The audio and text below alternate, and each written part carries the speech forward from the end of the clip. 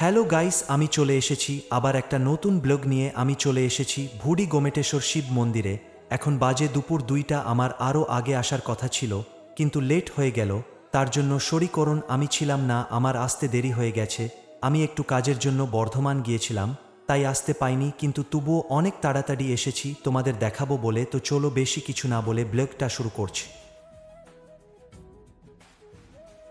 আমি সরাসরি চলে এসেছে শিব মন্দিরে। এখানে অনেক মানুষ এসেছে শিবের মাথায় জল ঢালার জন্য। আরও অনেক জায়গা থেকে মানুষ এসেছে জল ঢালার জন্য। আরও কিছু সাউন্ড সিস্টেম আছে যেগুলো তোমাদের দেখাও।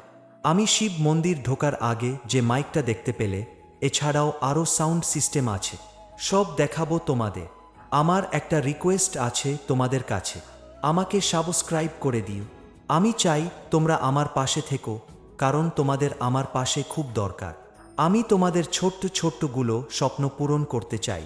আমি তোমার কাছে রিকোয়েস্ট করছি, আমাকে সাবস্ক্রাইব করে দিও।